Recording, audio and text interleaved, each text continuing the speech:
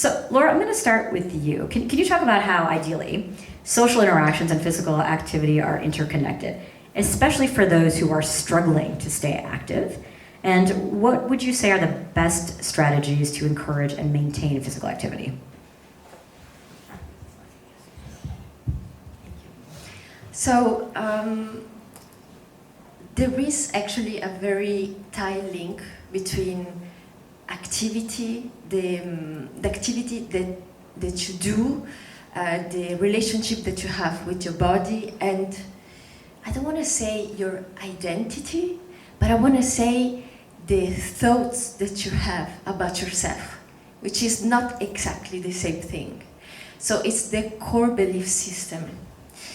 For example, what do you say before of getting into activity, before going to the gym or before a competition?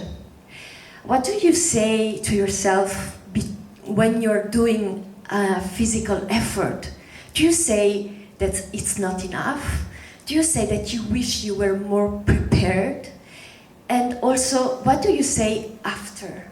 Do you say to yourself, it was good, or it was not enough, or it was too quick? So all these thoughts, they represent very precisely what is your talk in your head. And with the physical activity, there is really a very precise link between this core belief, because there is the link with the body. And the link with the body, it's everything that is pre-verbal. So when you see babies, they're going to interact with the word without the words yet, because they cannot talk, and that's how they apprehend reality. And for us, it's the same thing. When we can be active with our physicality, with our sweat, with our imagination, everything that is more or different than just the verbiage, just languages, we go to another way of relationship about us and about other people. So this is very important, that you really pay attention to what are these self-talk, and also that you, once you're really clear about what is the message, that you can really grasp, okay,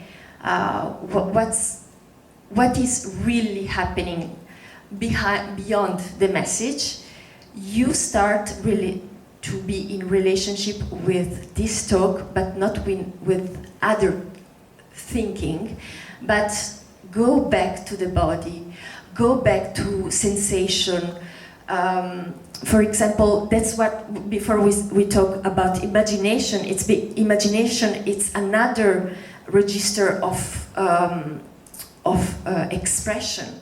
It's about images. So the identity, it's linked to the activity, and it reveals something else, and especially it's an access to a subconscious register that it's more deep, it's more richer, and you can really go and address, for example, to trauma.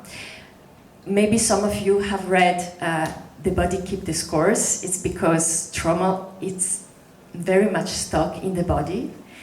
And for people that maybe are struggling with being active, there maybe are reasons because there are challenges about past stories that are stored that subconsciously you don't want to face.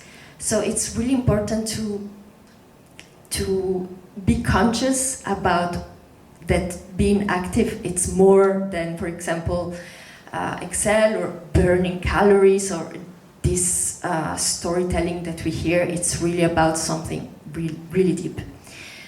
And we talk about the social also storytelling.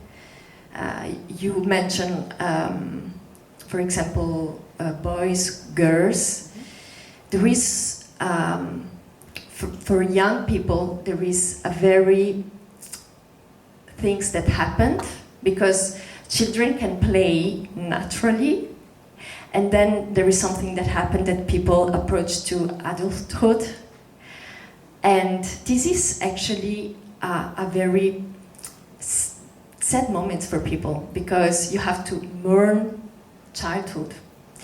And so when we see, for example, young people that are not active, there is also this slightly or maybe sometimes hard depression that is going on. And that's why the key for the young people to regain activity, it's through play. It's to relearn how to play and to relearn how to access to this register of imagination, about sensitivity, about another type of connection that you can have. Thank you. And part of your answer, I think it's perfect, Khalil, to tell us a little bit about your story and what was your experience when you were training with for the Olympics and you were having some mental health issues? Like, talk about these stories and what you were telling yourself, or however you want to tell us this story. I know that. No, I'm very grateful to be able to tell this story, but it was probably the most intense experience in my life. Training for the Olympics is not, especially for fencing, we have an entire year-long process to qualify. So it's not show up one day and you do your best, you make it, which anyone who does that, I give them serious props. But for us, it's a series of tournaments starting from April of the year before the Olympics to April of the year. And so starting April 2019, or April, end of April, it was May because we finished our tournaments in April. And I did very well the first tournament. The next tournament I completely bombed and I freaked out. Next tournament I bombed, next tournament I bombed.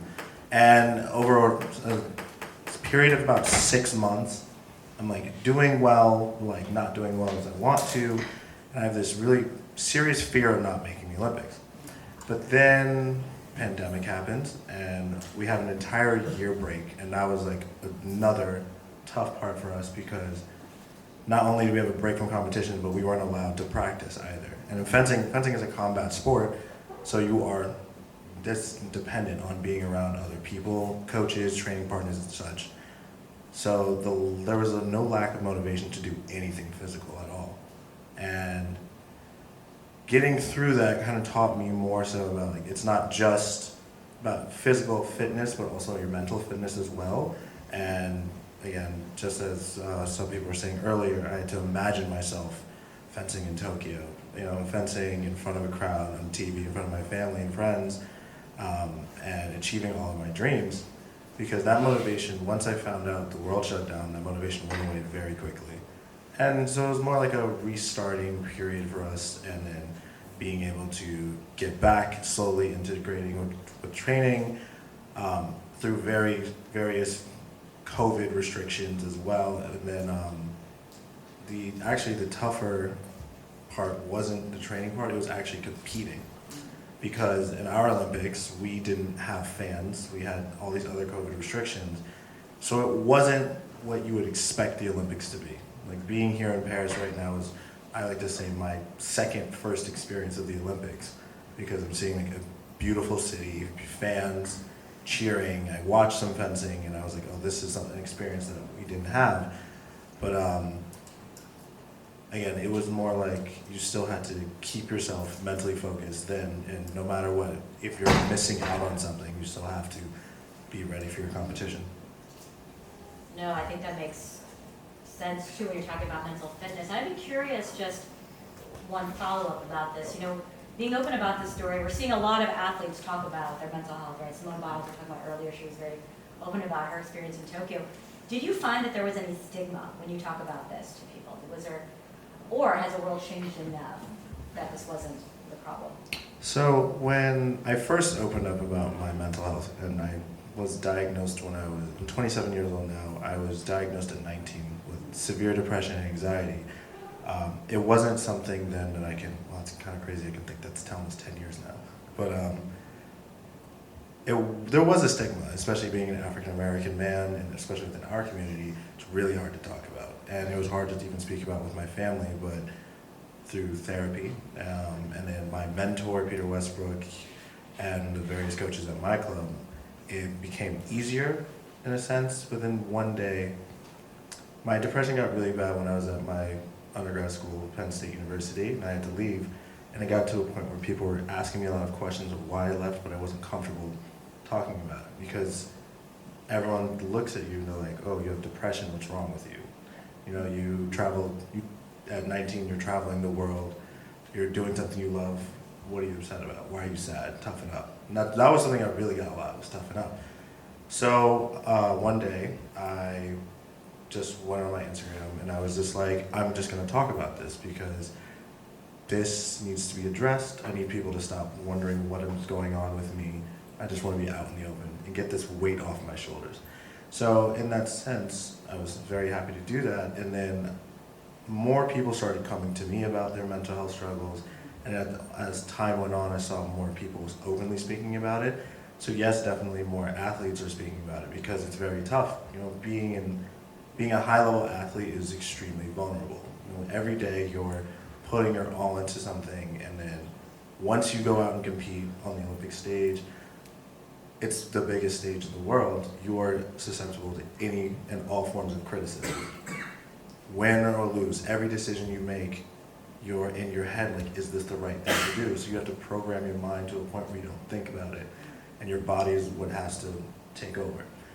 And you have to basically live and die by what you're doing, in the sense of like, a basketball player, if you see an open shot and you miss it, someone's gonna be like, you're a pro at this, why aren't you making these shots? You have to be willing to take that criticism, and frankly, it's tough. Now as an athlete, you know, hey, I'm gonna mess up sometimes. Like, that's it, I'm human at the end of the day, what I do. But it's nice seeing other athletes also talking about, like, you know, as I'm a high-level athlete, I separate myself from the world to be very good and master my craft, only to show up and not achieve my dreams sometimes. And that's a big risk to take. A lot of sacrifice from friends, family, financial sacrifice. Some people are leaving their jobs. So I'm in the state we're in right now. I can see it moving forward with other athletes as well. Thank you for sharing your story. And just laughing about the basketball comment, I mean, the basketball players are playing against other pro basketball players, so there's that too. Waymond, this is great too. You know, you work with a lot of youth, and what we're talking about here is how do we engage them, empower them to make sure that they're feeling safe or get into sports? And I know you work a lot about in different populations.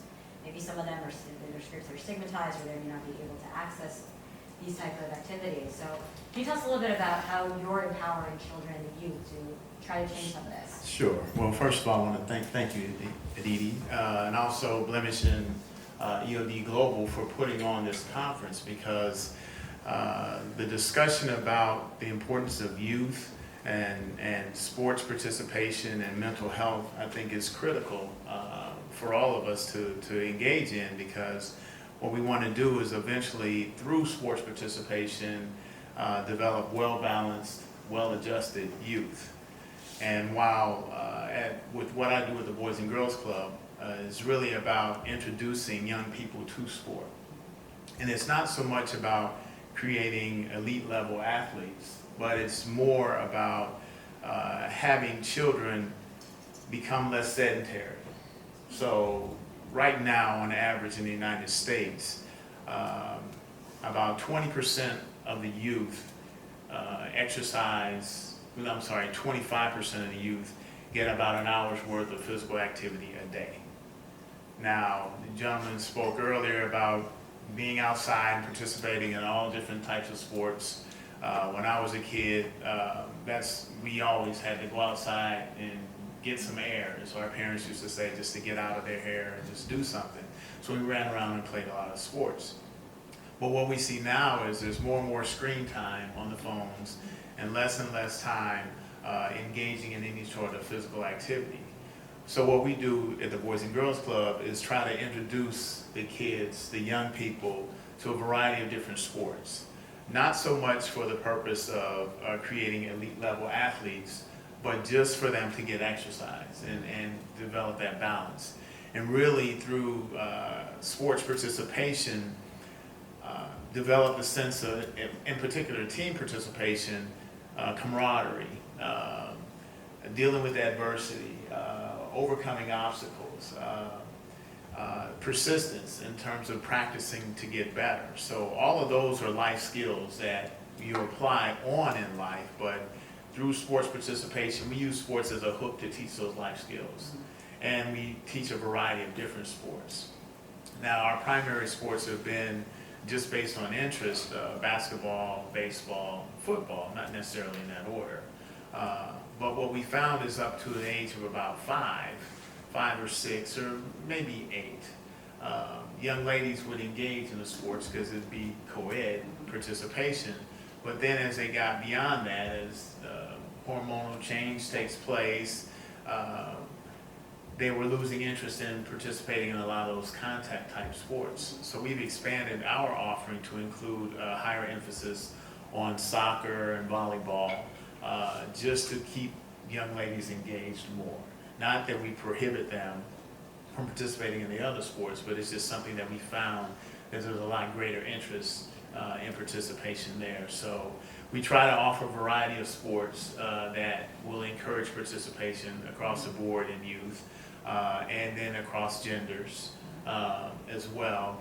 But again, our focus isn't on developing elite level athletes as it is just kind of trial and error and creating less sedentary individuals.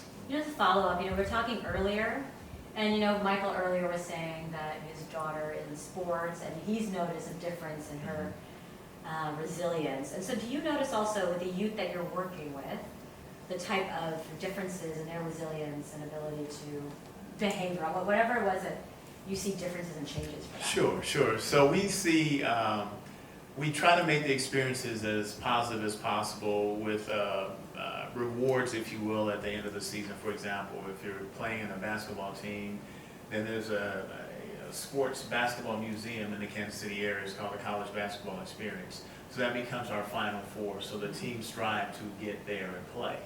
Well, because that's a really attractive carrot, when we have young men and women that want to participate in a sport, if they are or exhibit some sort of behavioral issues in class or in programming, then the group leader will say to them, or the coach will say to them, listen, if I get another bad report on you, then you won't be able to participate in this event, go to the Final Four of the College Basketball Experience, as an example. So we found that that what's happened is the youth are a lot better at self-monitoring because they want to be able to participate in that activity, in that event. So if there's something out there that is attractive to them, then they tend to do more management of their own behaviors, which has helped in the classroom, helps with their teammates, and helps their performance on the field of play. So that whole self-regulation piece, I think, becomes a part of it. And again, it's a byproduct of them participating in the sport, but for our perspective, it's really our primary focus, just to help them, again, as I said before, become better adjusted and manage themselves a lot better. I actually want to add to that. So the fencing club I started in is called the Peter Westbrook Foundation, and it was designed to help inner city kids in New York City gain entry into fencing. And it starts off as a Saturday morning class. Right now we're probably at about 150 kids in the class, but the whole goal of it isn't to actually create super elite athletes. I mean, we want to, but we also recognize how hard that is. Less than 1% of America qualifies for an Olympic team. So what we do focus on though is teaching kids the life skills that you gain through sports, accountability, discipline, and a big thing for us also is not only with sports, but also education as well. So every kid submits report cards, has access to tutoring.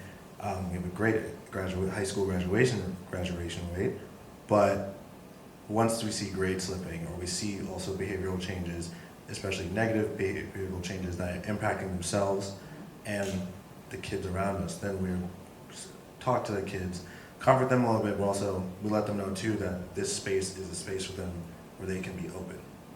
So it's not something where you have to be here all the time training and shut off your emotions. Connect with all the kids here, connect with the coaches, because I'm one of the younger coaches, so the kids see me as more of like a fun older brother sometimes, which is good and bad sometimes. But still, it's also helpful to their growth as individuals and growth of myself. I grow from myself.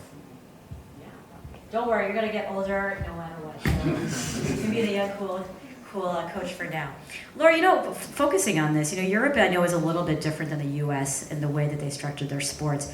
Have you noticed that there's programs? Well, one example, right? So in the U.S. we have a lot of high school sports. So until we're 18, we all have access to it. We have to take gym class in our high schools.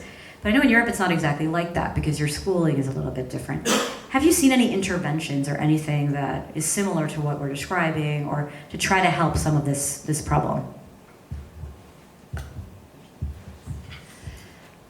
Yeah, there has been a lot of improving. For example, here in Paris, in the banlieue, just outside Paris, there has been a lot of program in order to include young people to really have also a choice, so that sometimes the sport choose you more than you choose a sport, for example.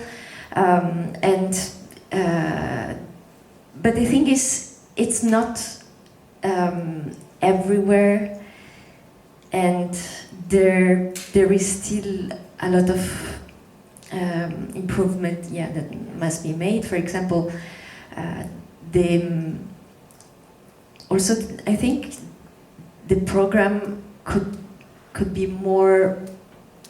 made more playful, so that it's not just an activity to learn a discipline, but there is a community, there is really something more engaging on other level. As you said, there is a life lessons that you gain from that. And for example, coaches have this incredible important job that they are really figure that can change many lives.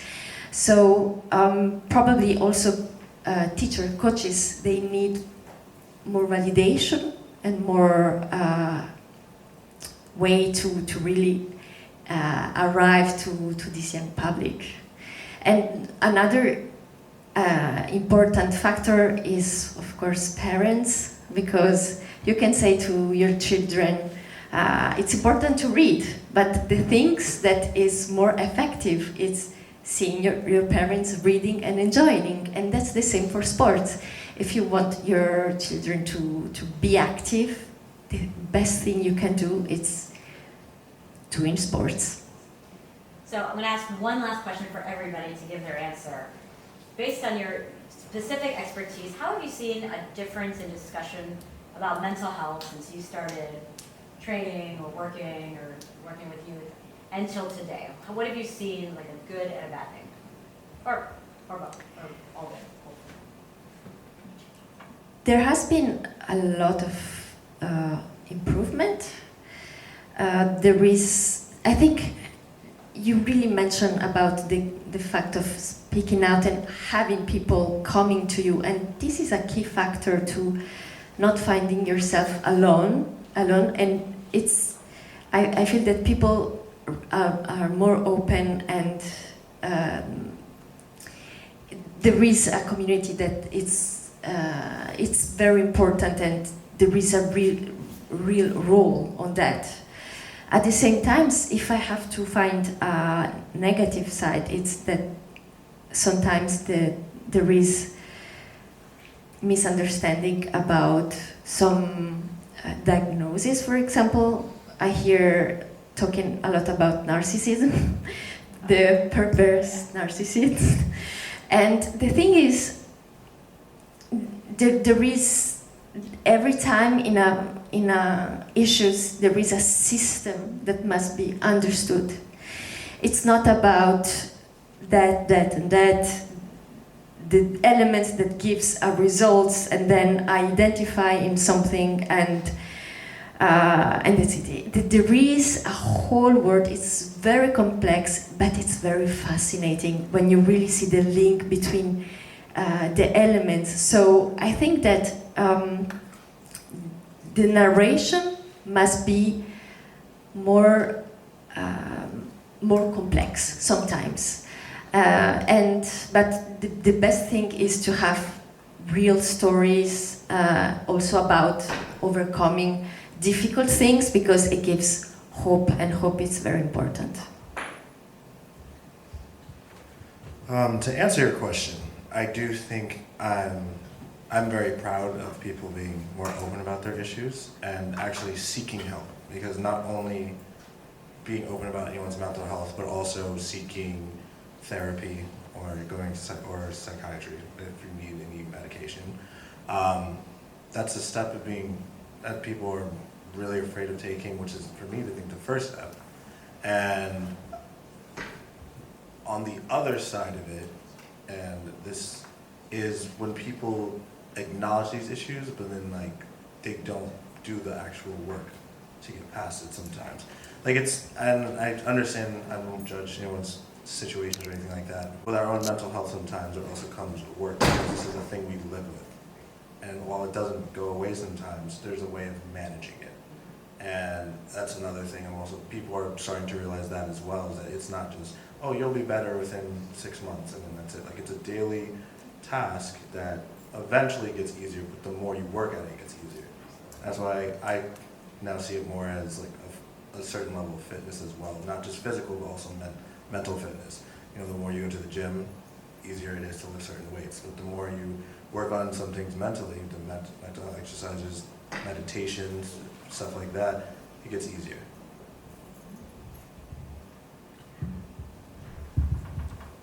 Well, I'd say on the negative side, there's probably, for youth, too much pressure and specialization early on to be the best. When kids are young, they just need to play. Fail, succeed, just play. And I think sometimes there are inordinate factors that weigh on them to say, okay, you have to be the best. Conversely, I think, I believe, personal opinion, that we shouldn't have a society where everybody gets a trophy for just showing up. I think that takes away a lot of the resiliency you build when you don't succeed. If you get a trophy for showing up or a medal for showing up, then what's really the value? I might come twice, or I might come every day, and I get the same medal that you did. And that just does absolutely nothing in terms of building resiliency, I believe. So that's the negative side. I think the positive side is this becoming more and more of a discussion, like what we're doing today.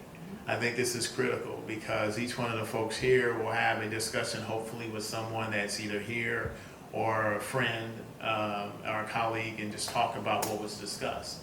So that gets more churn going, that gets more conversation going.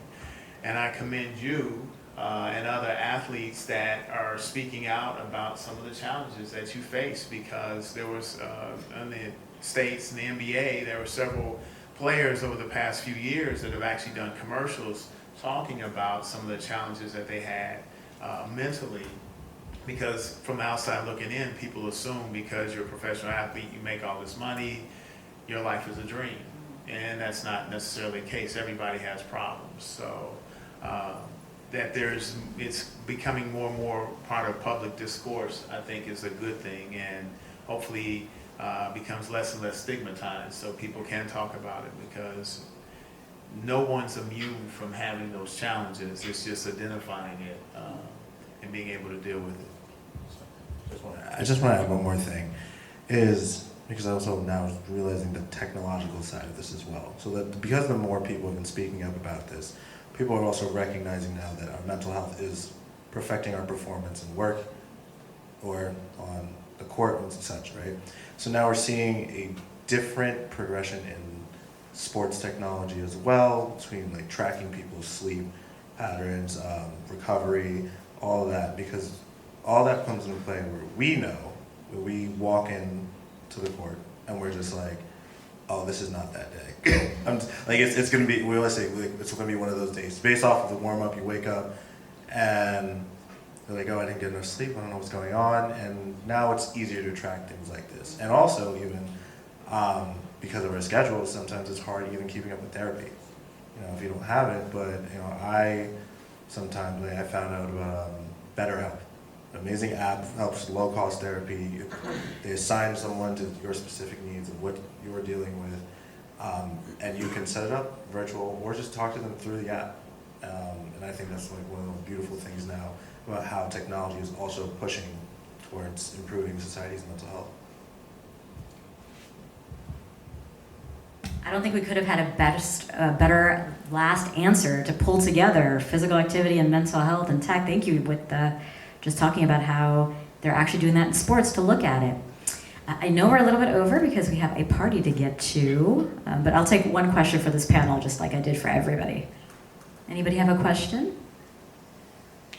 No? All right, okay. I know. Well, thank you so much. So we have a party up on the rooftop, and I know there's signs everywhere. Did you want to come and say? All right. And Christian is going to end this, but I just want to say, thank you to our panelists. And one thing that I learned,